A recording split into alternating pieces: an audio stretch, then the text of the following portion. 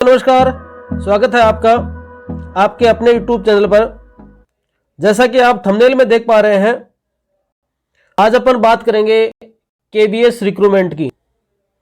केंद्रीय विद्यालय संगठन KVS ने वैकेंसी निकाली है।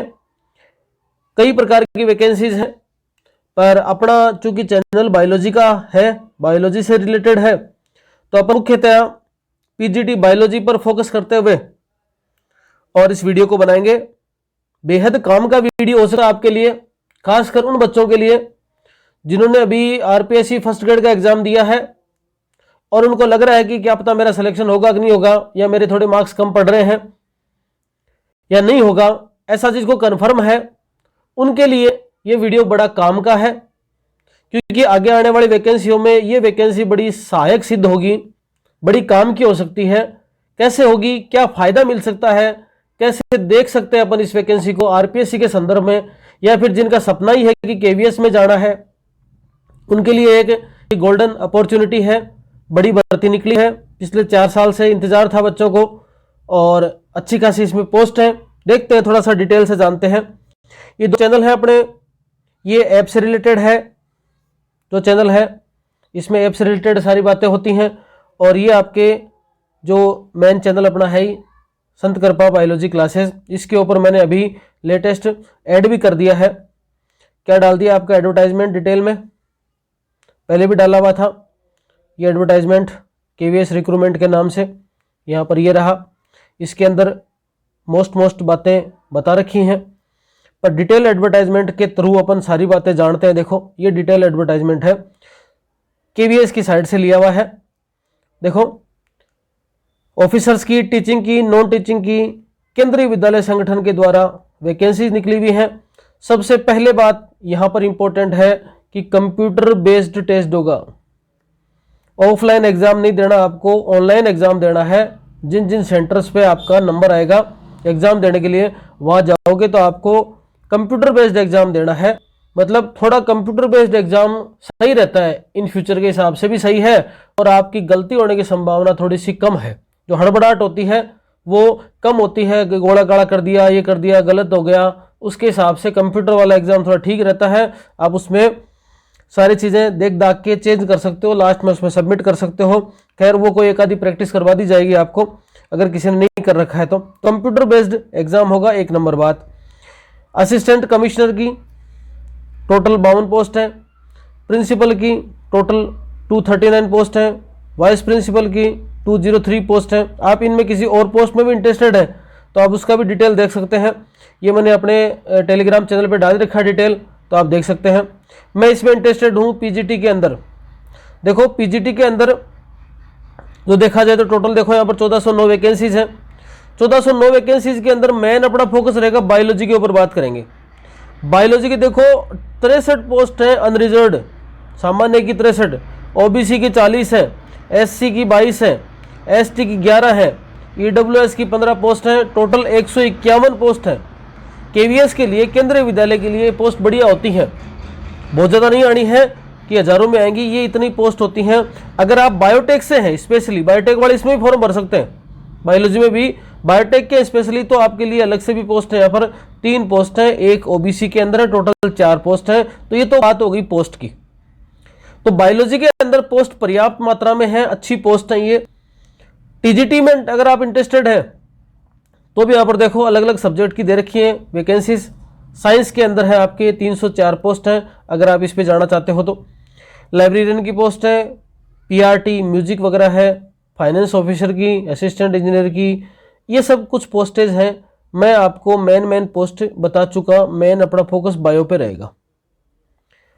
अब देखो, अगर आप असिस्टेंट कमिश्नर की बात करते हो तो लेवल 12 है, पर ये देखो पे मैट्रिक्स 78,800 से लेकर 2,09,200, ये इसका पे स्केल है। ये बड़ा मोटिवेशन देता है।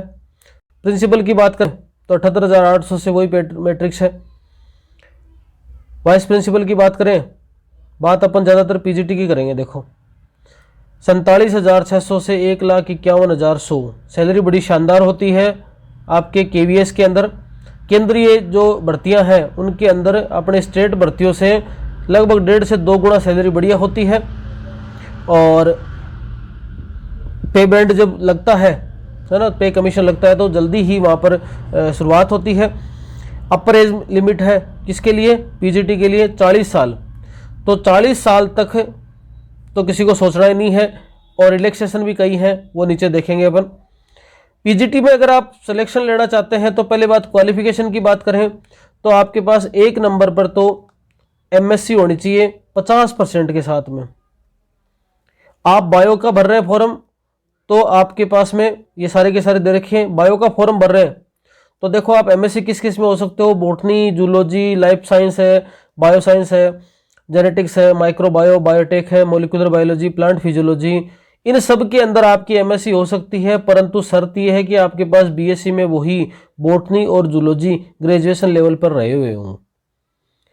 तो इनमें से किसी एक में एमएससी प्लस बॉटनी जूलॉजी आपकी ग्रेजुएशन लेवल पर रहे हुए हों, प्लस बीएड तो है ही है, और आप हिंदी और इंग्लिश दोनों मीडियम में पढ़ा सकते हो। ये कोई खास बात नहीं है, वैसे नॉर्मल होगा ही होगा ये। और कुछ डिजायरेबल क्वालिफिकेशन भी है कि थोड़ा बहुत आपको कंप्यूटर का नॉलेज हो, ये बाद में भी हो सकता है, पर अभी इस पे फोकस नहीं करना। आपको अभी ये ध्यान रखना है कि आपकी एमएससी हो 50% के साथ में, मिनिमम 50% हो आपके पास में, और आपकी एमएससी इन सब्जेक्ट में किसी में से हो, लेकिन आपके पास बीएससी में बॉटनी जूलॉजी हो तो आप इसको अप्लाई करने के योग्य हैं। कंप्यूटर साइंस के लिए अलग से दे रखी है, मैं बात यहाँ पर चूंकि बायोलॉजी की कर रहा हूँ। बायोटेक वालों के लिए भी दे रखा है 50% फॉलोइंग मास्टर डिग्री बायोटेक में हो, जेनेटिक्स में हो, माइक्रोबायो में हो, लाइफ साइंस में हो, बायो साइंस में और बायोकेमिस्ट्री में हो। 50% के साथ अगर आपकी पीजी है तो आप पीजीटी बायोटेक्नोलॉजी का फॉर्म भी अप्लाई कर सकते हो। अगर आप टीजीटी में इंटरेस्टेड हो साइंस के अंदर तो एक बात याद रखनी है, आपके पास सीटेट होनी चाहिए। पीजीटी के लिए सीटेट की आवश्यकता नहीं है। सीटेट भी कौन सी कि आपका एग्जाम जो मतलब फॉर्म भरने की लास्ट डेट है उससे पहले आपके पास सीटेट का सर्टिफिकेट होना चाहिए। आप अगर लास्ट सेम में है या मतलब एग्जाम क्लियर नहीं है अभी तक तो अपेयरिंग वाले इसमें फॉर्म नहीं लगा सकते, उनके लिए कोई चीज़ें लागू नहीं होती हैं। ये टीजीटी के लिए क्वालिफिकेशन है। साइंस के लिए सीधी सी है, बॉटनी जूलॉजी केमिस्ट्री हो किसके अंदर, बीएससी के अंदर हो, बाकी कोई दिक्कत नहीं है। बीएड प्लस सीटेट यहाँ पर आवश्यक हो जाती है। इसके बाद देखो सिलेबस बड़ा शानदार है, अपन सिलेबस पे जाएंगे अभी थोड़ी देर में और सिलेबस को बढ़िया सा करेंगे अपन ढंग से समझ के। ये सब की अलग अलग दे रखी हैं, क्वालिफिकेशन किसकी क्या है, किसको पोस्ट। अब देखो एज रिलैक्सेशन है, आयु सीमा में छूट चाहते हो। एससी और एसटी वालों के लिए 5 साल की छूट है, मतलब 45 साल तक, 40 तो है ही है मैक्सिमम। ओबीसी के लिए 3 साल की छूट है, मतलब 43 साल तक। वुमेन है किसी भी कैटेगरी के हो चाहे, इसका मतलब 40 तो है ही है मैक्सिमम, और 50 साल तक फॉर्म अप्लाई कर सकती है।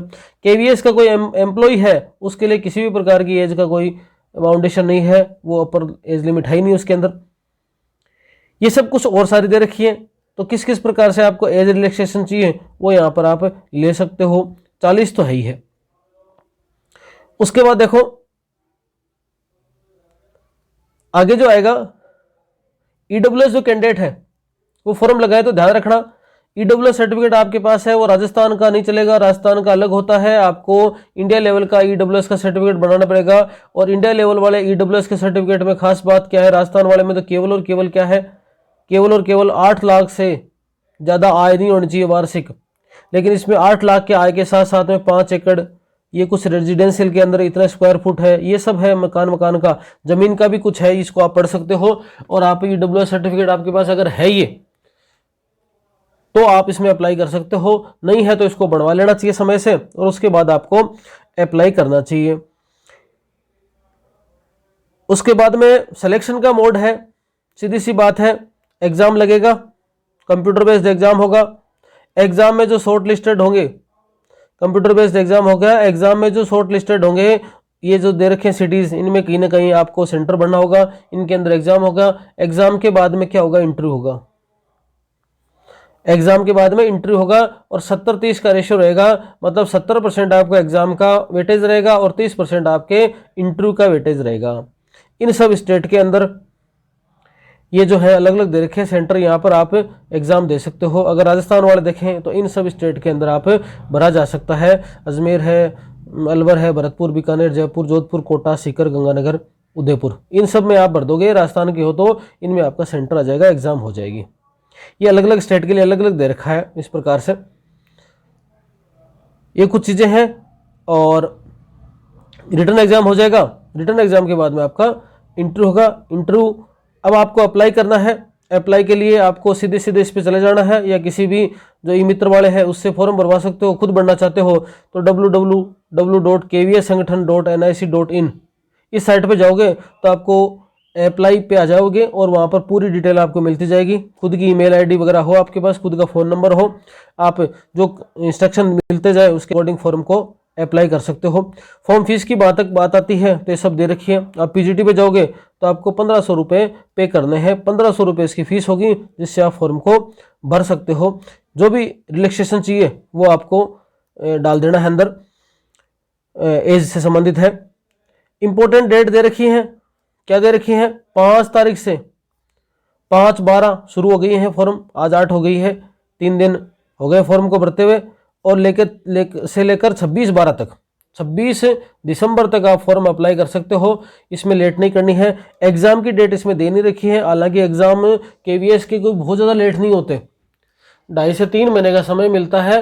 तो एग्ज़ाम जल्दी ही इसके अनाउंस हो जाएंगे और आप फॉर्म भरोगे उस समय तक भी हो सकता है, थोड़ा समय लेट भी हो सकता है। तो आप फॉर्म भरने के बाद ऐसा मानिए कि एग्ज़ाम आपका 2.5-3 महीने में, मार्च के आसपास एग्ज़ाम हो सकता है। ज़्यादा लेट होता नहीं है इसका एग्ज़ाम, उससे पहले भी हो सकता है, पर वो डेट यहाँ पर जल्दी ही साइट के ऊपर अनाउंस हो जाएगी। अभी इन्होंने कोई साइट पर अनाउंस नहीं कर रखी है। तो ये सब अपन ने बेसिक बातें आपने इसकी जान ली। अब देखो मेन अपना फोकस क्या रहेगा, अब समझो आप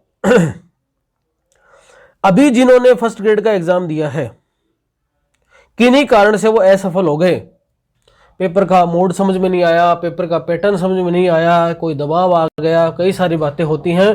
तैयारी बाद में लगता है बहुत बढ़िया थी, कोई ऐसा कारण लगता नहीं है कि इतने कम नंबर आने चाहिए थे, फिर भी गलतियां हो जाती हैं। उसके एक बार आपके केवीएस का जो एग्जाम है, अगर आपका टारगेट, देखो एक चीज मैं क्लियर कर दूं, अगर आपका टारगेट आरपीएससी फर्स्ट ग्रेड है, अगर आपका टारगेट आरपीएससी फर्स्ट ग्रेड है, अभी जो भर्ती निकलेगी आने वाली 2023 में आ सकती है भर्ती, वो आपको अगर उस भर्ती के अंदर आपको जाना है और उसमें सिलेक्शन लेना है, तो ये एग्जाम आपके लिए बेहद इंपॉर्टेंट हो सकती है। मतलब टारगेट आपको उसका रखना है, लेकिन साथ में इसको मीडिएटर मानते हुए इसका फायदा लेना है इस एग्जाम का।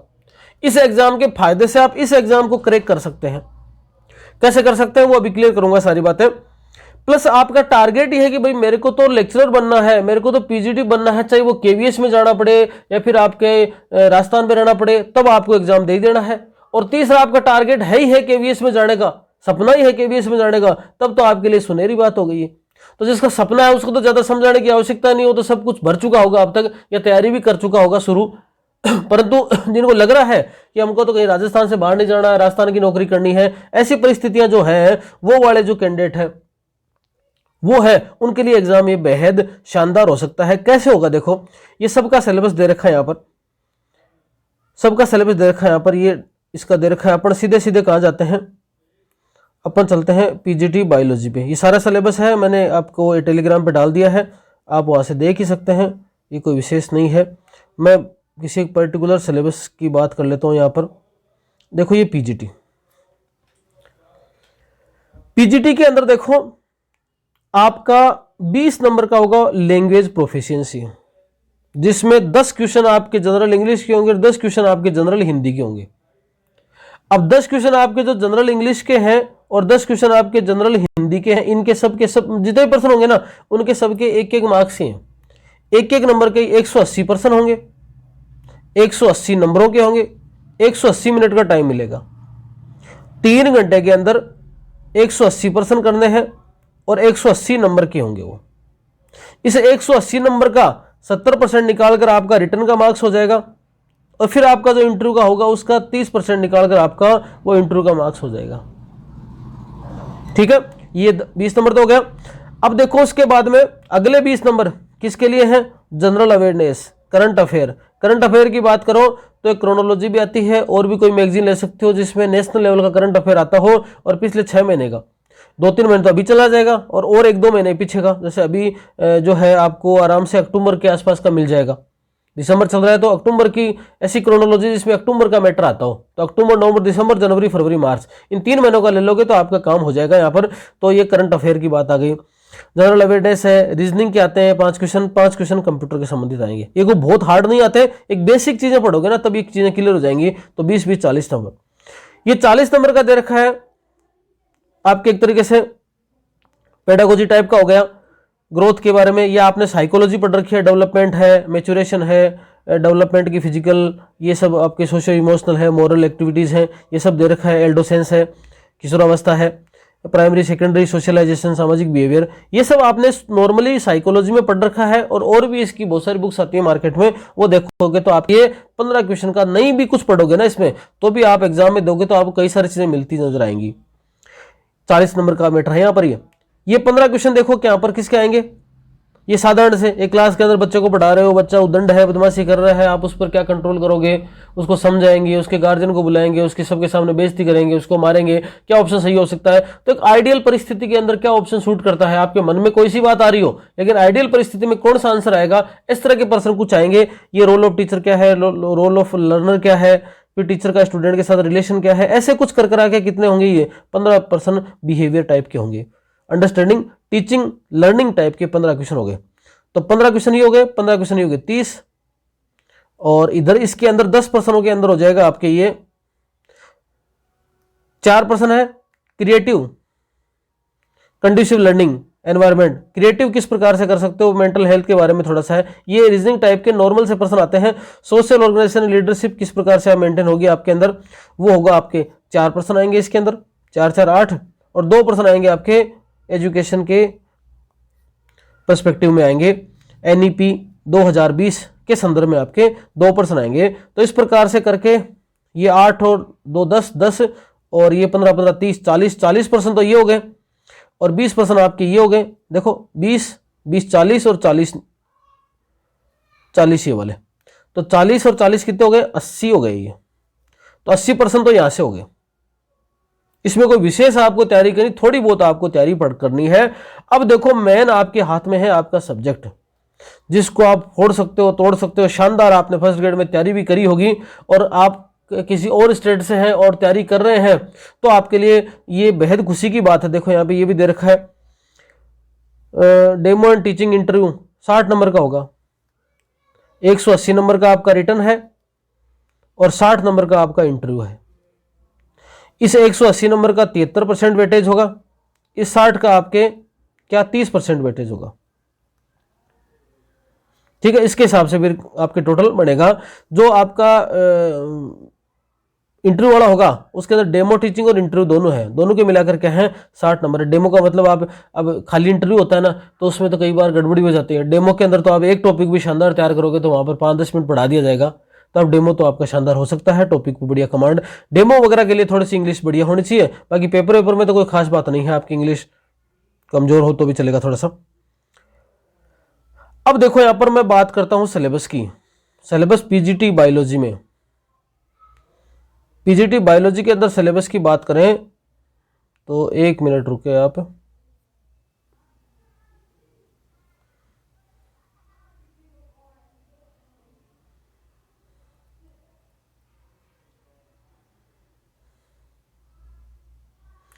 इससे क्या होगा, आपका जो छुटा हुआ रिदम है वो वापस आ जाएगा। एक आपके पास में लक्ष्य रहेगा कि भाई चलो मैं इसके हिसाब से तैयारी शुरू करता हूं, तो लक्ष्य के बेसिस पे तैयारी शुरू कर सकते हो। ये पीजीटी बायोटेक्नोलॉजी का सिलेबस दे रखा है, अलग अलग के सिलेबस हैं यहाँ पर, पूरा मैंने डाल दिया है आपको। पीजीटी हिस्ट्री है, ज्योग्राफी है, इकोनॉमिक्स है, कॉमर्स है,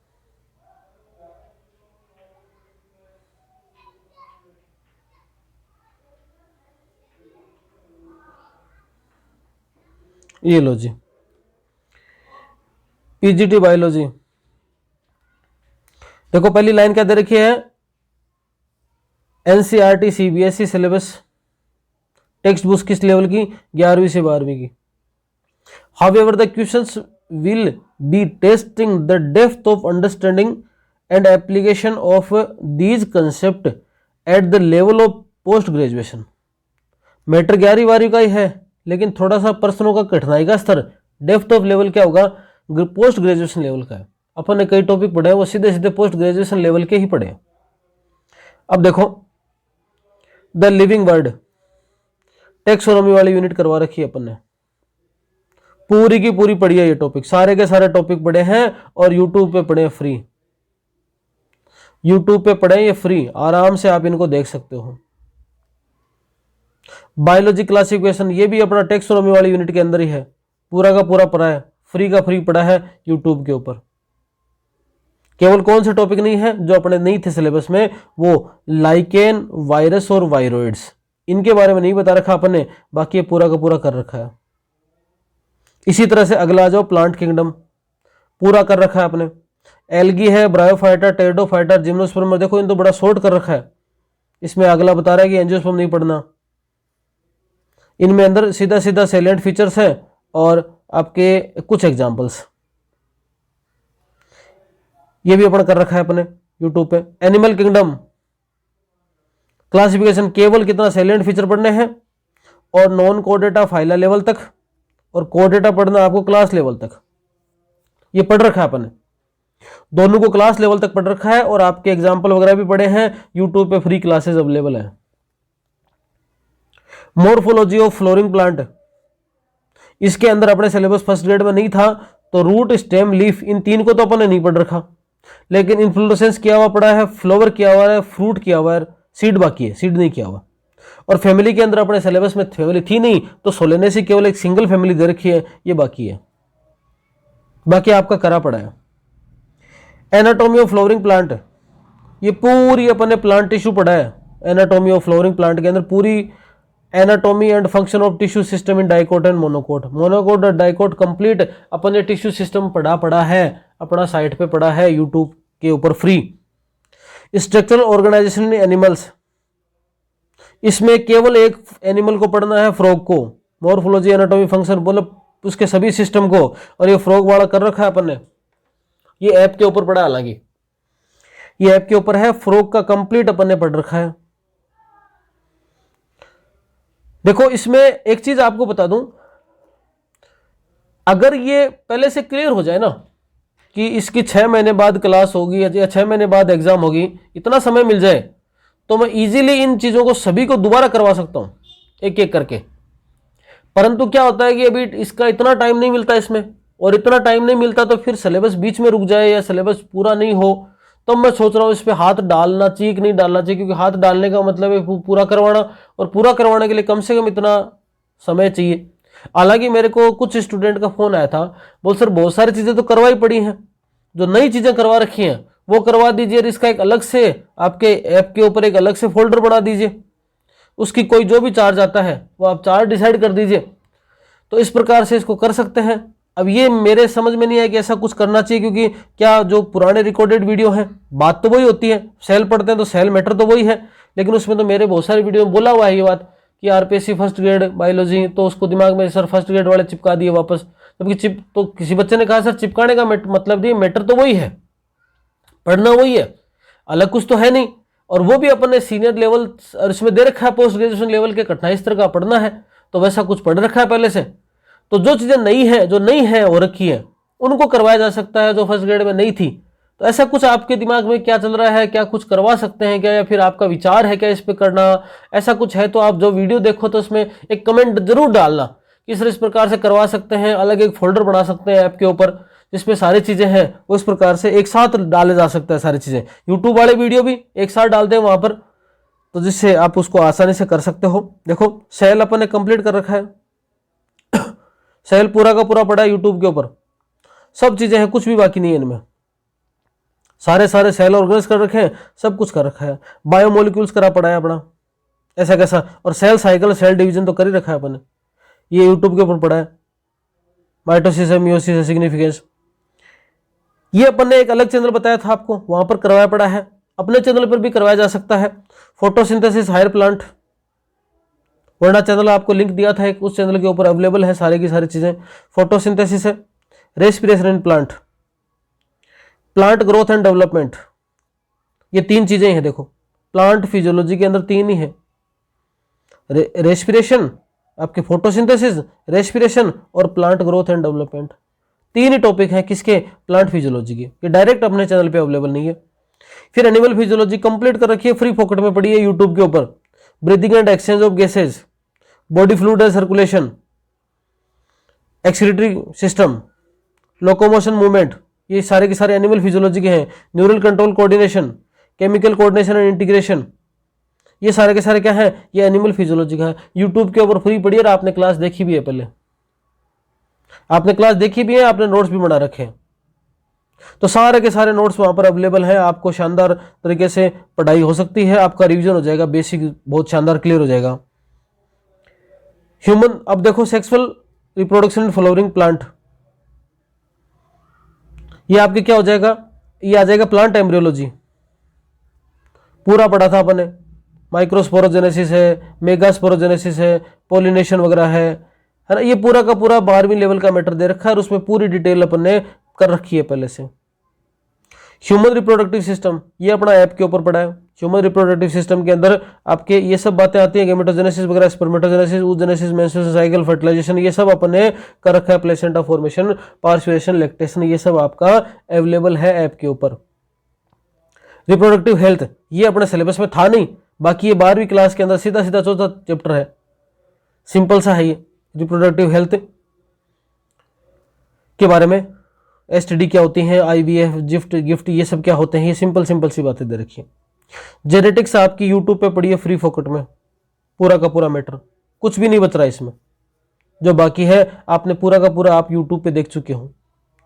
मॉलिक्यूलर बेसिस ऑफ इनहेरिटेंस, ये सिलेबस में था नहीं फर्स्ट ग्रेड के, इसलिए ये नहीं करवा रखा, पर आप इसको पढ़ना चाहो तो 12वीं क्लास के 6ठे चैप्टर से पढ़ सकते हो। एकदम सरल सा है, इसमें आपके ज्यादा कुछ नहीं है। रेप्लिकेशन है, ट्रांसक्रिप्शन है, ट्रांसलेशन है, आपके जेनेटिक कोड है, जीन एक्सप्रेशन, लेकोपेरोन और एचजीपी और डीएनए फिंगरप्रिंटिंग, ऐसा कुछ है। डीएनए के बारे में डबल हेलिकल स्ट्रक्चर क्यों होती है, और वो मिजेल्सन स्टोल है, आपके एच स्केल है, इनके कुछ एक्सपेरिमेंट है, वो यहाँ पर आपको पढ़ने हैं। जेनेटिक्स के साथ में अपन एक टॉपिक पढ़ा था, इवोल्यूशन, इसको भी अपन ने पढ़ रखा है। 12वीं क्लास का 7वां चैप्टर है, आप वहां से पढ़ना चाहो तो वहां से पढ़ सकते हो। ह्यूमन हेल्थ एंड डिजीज, इसको कर रखा है अपन ने, जो सिलेबस में नहीं थे वो नहीं करे कोर्स, लेकिन इसमें बहुत सारी चीजें अपन ने जान रखी हैं। ये मलेरिया, डेंगू है, चिकनगुनिया है, फाइलेरिसिस है, एस्केरिसिस है, टाइफाइड है, न्यूमोनिया, कॉमन कोल्ड है, इन सब के क्या है, पैरासाइट क्या है, किस प्रकार से ह्यूमन को नुकसान पहुंचाते हैं, बेसिक कंसेप्ट ये कर रखा है अपन ने। बायोटेक्नोलॉजी पूरी की पूरी अपने ऐप के ऊपर पड़ी है, शानदार तरीके से कर रखी है अपने जेनेटिक इंजीनियर को, आरडीटी। और बायोटेक्नोलॉजी के एप्लीकेशन अपन ने पढ़ रखे हैं, आप पढ़ना चाहो तो 11वीं और 12वां चैप्टर है, क्लास 12वीं का है एनसीईआरटी में। ये फिर आ जाती है इकोलॉजी, ऑर्गेनिज्म पॉपुलेशन 13वां पार्ट, इकोसिस्टम 14वां पार्ट, बायोडाइवर्सिटी कंजर्वेशन 15वां पार्ट। कौन सी क्लास का, 12वीं क्लास का। अपन ने कर रखा है, कुछ ऐप के ऊपर पढ़ा है, कुछ आपके यूट्यूब के ऊपर पढ़ा है, इतना ही सिलेबस है जी। आप बताओ क्या कुछ अलग सिलेबस है? 11वीं 12वीं की एनसीईआरटी के अलावा कुछ नहीं है, बता दूं, 11वीं 12वीं की एनसीईआरटी के अलावा कुछ नहीं है। हालांकि कुछ कठिनाई का स्तर दे रखा है, बता रखा अगले ने कि भाई पीजी लेवल का आएगा, बाकी 11वीं 12वीं का बेसिक है वो। तो 11वीं और 12वीं के अलावा कुछ नहीं है, सारा का सारा एनसीईआरटी का है ये, और वो की वो यूनिट है। यहां पर देखो टोटल कितनी है, 1 2 3 4 आपके 5 6 7 8 9 10 11 12 13 14 15 16 17 18 19 20 21 22 23 24 25 26 27 28 29 30 31 यूनिटों का मैटर दे रखा है देने को। तो ये ठीक है, 11वीं और 12वीं में 22 और 16, ये इतने चैप्टर हैं, कुल मिलाकर इतने यूनिटों में डाल रखा उन्होंने। तो आप अगर फर्स्ट ग्रेड आरपीएससी का बेसिक रखते हो तैयार, या आपको चाहते हो कि उसका बेसिक तैयार हो जाए, बढ़िया तैयार हो जाए, तो ये एग्जाम आपको बहुत सहायक सिद्ध हो सकती है। इसको शुरुआत से लग जाओ। बहुत सारे अपने YouTube के ऊपर वीडियो पड़े हैं, वो देख सकते हो, अपने स्तर पे पढ़ सकते हो, 11वीं 12वीं को खींच के तैयारी कर सकते हो। और आपको 11वीं 12वीं में कितना लेवल तैयार हो गया, कितना का आपको कैसा पता चल जाएगा, एग्जाम देके आओगे कि भाई 11वीं 12वीं का मेरा मैटर इतना तैयार हो गया। और 11वीं 12वीं की जिसकी एनसीईआरटी इतनी शानदार तैयार हो जाती है, उसका मतलब फर्स्ट ग्रेड के एग्जाम में, चाहे वो किसी भी स्टेट की हो, ज्यादातर फर्स्ट ग्रेड के एग्जाम के अंदर उसका मतलब 60 से 70% मैटर कर सकता हो इजीली। अपने 130% आते हैं ना, तो अगर आपकी 11वीं 12वीं बढ़िया तरीके से तैयार है तो आराम से आप 70 से 80% तो इजीली बढ़िया तरीके से कर सकते हो। तो 11वीं 12वीं पे हैंडलिंग आ जाएगी, आपका टारगेट हो जाएगा। और एक टारगेट बेस्ड तैयारी करते हैं तो ये थोड़ा इजी रहता है। इस वीडियो में इतना ही, और अपन क्या कर सकते हैं उसके लिए और बेहतरीन, आपके कमेंट सादर आमंत्रित है। आप बताएं, कुछ और बढ़िया आपके दिमाग में आइडिया आता है तो टेलीग्राम पे मेरे को मैसेज कर सकते हैं, जिससे अपन कुछ और सोच सकते हैं अच्छा सा। इस वीडियो में इतना ही। धन्यवाद। शुभ रात्रि।